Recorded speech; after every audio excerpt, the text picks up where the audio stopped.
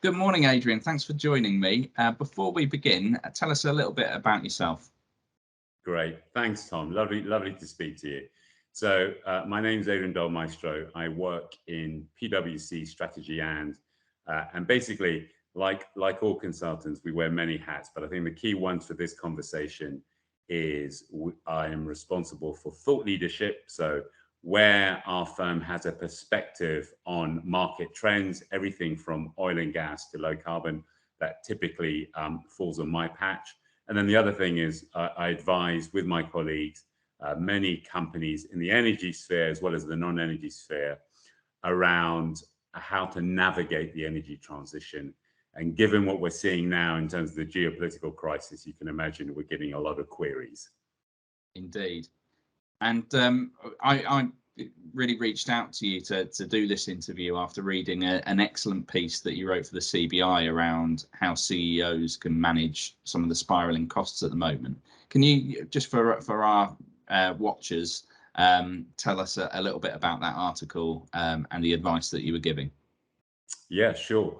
So in the short article, which we did for the Confederation of British Industry, we tried to highlight some measures that companies can take to mitigate energy costs.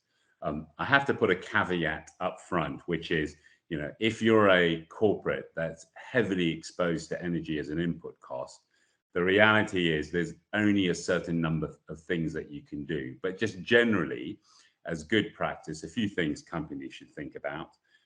Firstly, what's your hedging strategy? So clearly, if you're hedged for prices going forward, you're in a good place now.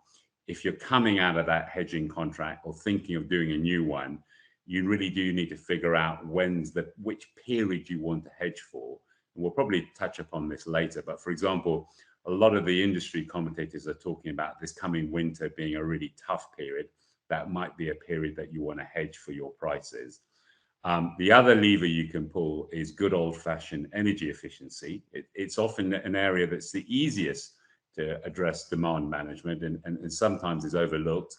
And it's things such as, improved insulation in your corporate offices, buildings, operations, use of energy efficiency lighting, deployment of rooftop solar PV, for example, a number of those measures.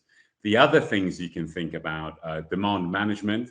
So if you can switch your operations to work either earlier in the day or later in the evening when it's not peak demand, that's something that to consider. And clearly, given the way that post-COVID-19 now, we have a much more flexible workforce.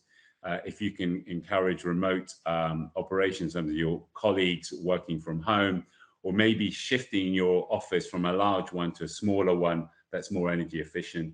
Those are clearly aspects you can consider. And the last two things is around analytics and education. So I think it's a good time to invest in energy demand analytics that can help you monitor what your energy consumption is and where those savings might be, and you can track progress. And I think also it's really important just to educate your employees on improved energy efficiency and energy demand management. I think all of us as consumers are a lot wiser now, given where prices are going. But I think it's something you just need to inculcate into your workforce so that it becomes automatic about being careful about how you use energy. And of those levers, are there any which you think should be kind of top of the list of priorities for quite diverse sectors like the bathroom industry? Yeah, it's a good question. I think some of them are short term, some of them are longer term. So I think in the short term, definitely the hedging aspect, where you are and what you may need to do in the future. I think the analytics is actually quite important, because if you've not invested in it now, it's something that you really can have quite an immediate impact if you can see where the opportunities are. I think over the slightly longer term, the energy efficiency measures are really important as well.